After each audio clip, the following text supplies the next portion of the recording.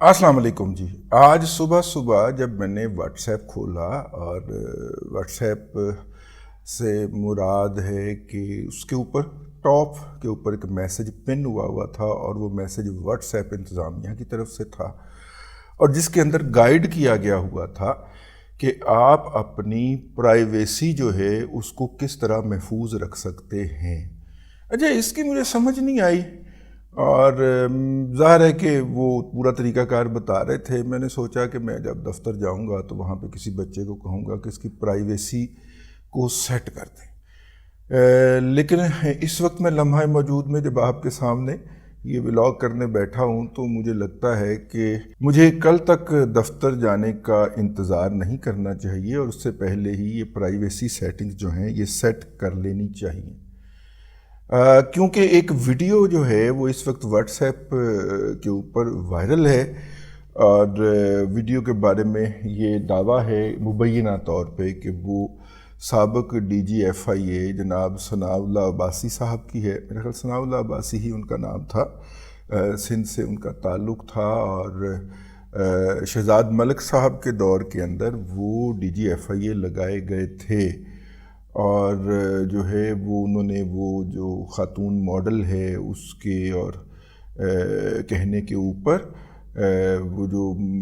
उमर फ़ारूक ज़हूर साहब वाले मुकदमे के अंदर आउट ऑफ वे जाके, और वो जो अगर आपको याद हो शहजाद अकबर साहब के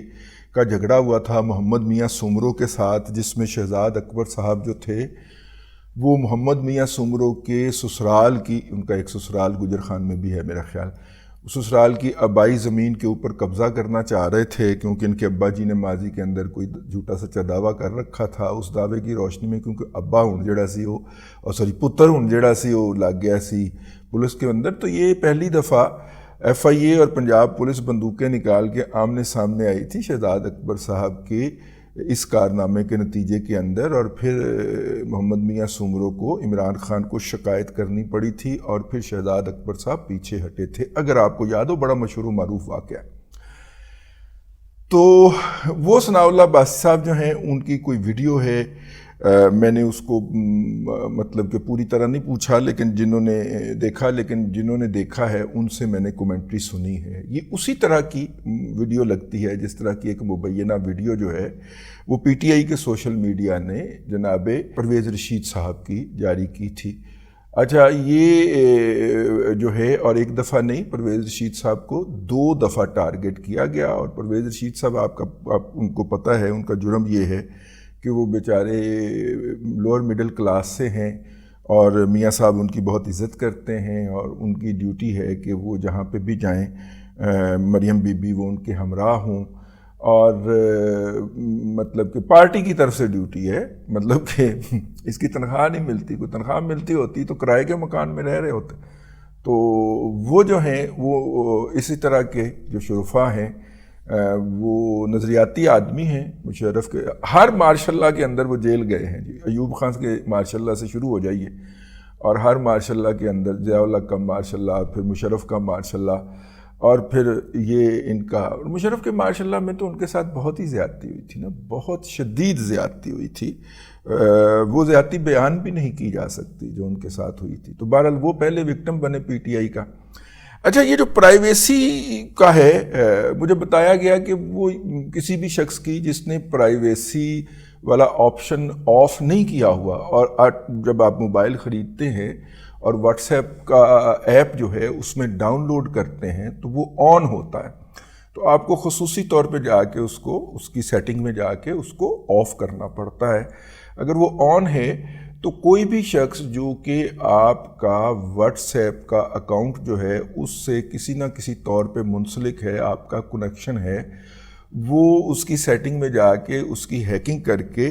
स्क्रीन के सामने बैठ के आप जो सरगर्मियां कर रहे हैं उसको वो जो है वो हैक कर सकता है, रिकॉर्ड कर सकता है और उन सरगर्मियों की बुनियाद के ऊपर आगे फिर आ गया आर्टिफिशियल इंटेलिजेंस। तो आर्टिफिशियल इंटेलिजेंस के ज़रिए वो कोई भी जो है वो बना सकता है आपके बारे में वीडियो। तो मैंने वो जो साहब जो देख रहे थे उनसे मैंने दरियाफ्त किया कि क्या वो اس ویڈیو میں اسی طرح اکیلے ہی ہیں جس طرح پہلے اس کے وکٹم جو ہیں وہ اکیلے تھے. انہوں نے کہا اکیلے ہی ہیں, نال کوئی خاتون یا صاحب ان کے ساتھ اس ویڈیو کے اندر موجود نہیں ہے. تو اس کا مطلب ہے کہ یہ اسی فارمولے کے تحت بنائی گئی ہے. ثناء اللہ عباسی صاحب پہ ہم نے ڈٹ کے تنقید بھی کی تھی اور کرتے رہتے. ہمارے ویڈیو جو ہیں وہ اس بات کے گواہ ہیں کہ ہم نے ان کے خلاف ٹھیک ٹھاک بات کی تھی, اور ظاہر ہے کہ ہم اس زمانے میں ایف آئی اے کے وکٹم بھی تھے تو اس لیے غصہ بہت تھا. تو لیکن یہ ہے کہ جو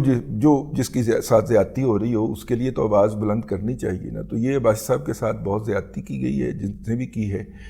وہ انہوں نے کہیں جو ہے وہ اس کیمرے کو دیکھ لیا ہوگا, تو اس کے بعد پھر باقی آرٹیفیشل انٹیلیجنس کے ذریعے ان کی کردار کشی کی کر کے. اب اس حوالے سے یہ دیکھنا ابھی باقی ہے کہ یہ جبران الیاس صاحب کی امریکہ میں بیٹھے ہوئے کارروائی ہے, کیونکہ ثناء اللہ عباسی صاحب کے ساتھ زیادہ تر جو منسلک لوگ ہوں گے وہ پی ٹی آئی سے متعلق ہوں گے, کیونکہ وہ تو شہزاد اکبر صاحب کے ساتھ تھے منسلک, اور شہزاد اکبر صاحب کے ساتھ آگے پھر پی ٹی آئی کا پورا سوشل میڈیا, اور آج کل سوشل میڈیا کو لیڈ کر رہے ہیں جبران الیاس صاحب جو امریکہ میں تشریف رکھتے ہیں. ان کے بارے میں ہم ایک الگ ویڈیو کرنے کا ارادہ رکھتے ہیں, لیکن جو ہے وہ ظاہر ہے کنیکشن سے آگے کنیکشن اور کرتا ہوا کوئی نہ کوئی ان کے واٹس ایپ کے اندر پہنچ کے اس نے وہ والے لمحات کیے ہوں گے, اور باقی پھر آرٹیفیشل انٹیلیجنس کا کمال تھا اور وہ ڈال کے اور یہ کیا گیا ہے. ثناء اللہ عباسی صاحب کے خلاف یہ بات کرنے کی ضرورت کیوں پیش آئی ہے؟ چند ہی دنوں میں, میری بات نوٹ کر لیجئے گا, چند ہی دنوں میں یہ بات سامنے آ جائے گی, اور جو ہے جب یہ بات سامنے آئے گی تو پھر وہ آپ ڈاٹ کنیکٹ کریں گے, اچھا ثناء اللہ عباسی کی کردار کشی اس لیے کی گئی تھی. ثناء اللہ عباسی صاحب ویسے اپنی انگریزی کی وجہ سے بہت مشہور ہوئے تھے, اور وہ انگریزی کے اندر اپنے جوانوں کو جب وہ پولیس میں تھے تو بتایا کرتے تھے کہ کس طرح سے ڈسپلن مینٹین رکھنا ہے, اپنا ڈسپلن ذات کا برقرار رکھنا ہے. وہ ایسی انگریزی تھی کہ انگریز بھی کہیں کہ وی ڈونٹ نو فرینچ, ٹھیک ہے, وہ مطلب کہ کمال کی انگریزی تھی. اور پھر شک ہوا کہ یار اس بندے نے سی ایس ایس بھی کیا ہوگا کہ نہیں کیا ہوگا, یا پی سی ایس بھی کیا ہوگا کہ نہیں کیا ہوگا, اور اگر کیا بھی ہوگا تو اس نے پھر سندھی میں کیا ہوگا یا اردو میں کیا ہوگا یا پشتو میں کیا ہوگا. انگریزی سے تو اس کا دور دور تک کا تعلق نہیں تھا. تو کافی زیادہ لطیفے بنے تھے, کافی زیادہ اس کے اندر مسخریاں تھیں, اور مطلب کہ لیکن اس بات کے اوپر کسی کو مذاق کا نشانہ نہیں بنانا چاہیے کہ اس کو فلاں زبان نہیں آتی, لیکن اس بات کے اوپر تو بنانا بنتا ہے کہ جدوں آندی نہیں تینوں زبان ماما تو پھر بولن دی کوشش کیوں کرن دے, ٹھیک ہے, جبکہ آپ کی ریاست کا پورا نظام جو ہے وہ انگریزی کے ذریعے چلتا ہے, اور آپ ایک محکمے کے ٹاپ پوزیشن کے اوپر پہنچ گئے ہوئے ہیں. تو ہمارے تو جو جاننے والے پولیس افسران ہیں وہ تو مطلب کہ کیمبرج اور آکسفورڈ کے ٹاپرز ہیں, ٹھیک ہے, ہم جانتے ہیں. اور ویسے ماشاءاللہ ساری عمر کھڈے لائے نہیں لگے رہے, کیونکہ اعلیٰ تعلیم یافتہ تھے نا, تو افسروں نے فائل ورک پہ ہی لگائے رکھا ہے. وہ اے آئی جی اور ڈی آئی جی تک پہنچ گئے ہیں اور ابھی تک وہ فائلوں سے ہی باہر نہیں نکلتے,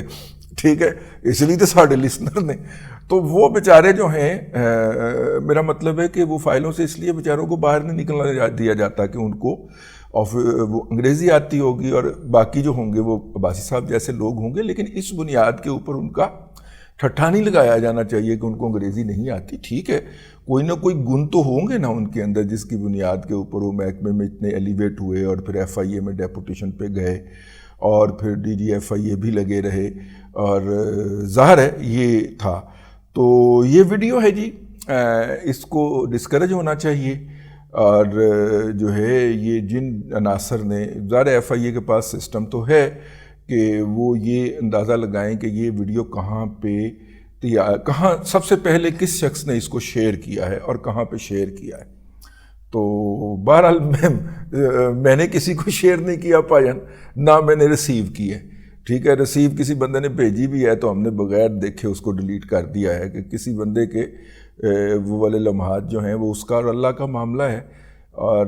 ہمیں کوئی حق نہیں ہے کہ اس کے اندر، ہاں اس کے اندر اگر کوئی دوسرا فریق ہوتا تو یقیناً ہم پھر دوسرے فریق کو آئیڈینٹیفائی کرتے اور پھر یہ دیکھتے کہ اس کے اندر کوئی ایکسپلائٹیشن کا یا بلیک میلنگ کا تو نہیں ہے، جس طرح کہ ہم نے وہ جسٹس ریٹائرڈ جاوید اقبال کی ویڈیو دیکھی تھی غور کے ساتھ اور سنی بھی تھی کہ اس کے اندر وہ ایک خاتون کو ایکسپلائٹ کر رہے تھے اپنا سرکاری عہدہ استعمال کرتے ہوئے. تو وہ جو تھا اس میں چونکہ ایسا کوئی عنصر نہیں ہے تو اس لیے ہم نے وہ بغیر دیکھے ہی ڈیلیٹ کر دی اور صرف ان سے پوچھ لیا جنہوں نے یہ عنایت فرمائی تھی کہ اس میں ہے کیا، تو ہے کیا وہ لے کے ہم آپ کی خدمت میں حاضر ہو گئے ہیں. اللہ تبارک و تعالیٰ گمراہی سے بچائے، وہ جو ہیں لوگوں کے پردے رکھے اور لوگوں کو بلیک میلر سے بچائے. وہ میر صاحب نے کہا تھا نا، میر تقی میر نے، کہ میر صاحب زمانہ نازک ہے دونوں ہاتھوں سے تھامیے دستار. میرا خیال میر نہیں کہا تھا، ہاں. تو زمانہ نازک ہے جی، دونوں ہاتھوں سے تھامیے دستار، اور اس لیے میں نے کہا اس کے اوپر جو ہے وہ عباسی صاحب کی حمایت کے اندر سب سے پہلے ہماری آواز جانی چاہیے. اب تک کے لیے اتنا ہی، اگلے ولاگ کے اندر پھر حاضری ہوگی. اللہ تبارک و تعالیٰ آپ کو آسانیاں عطا کرے اور آسانیاں خلق خدا میں تقسیم کرنے کی توفیق عطا کرے.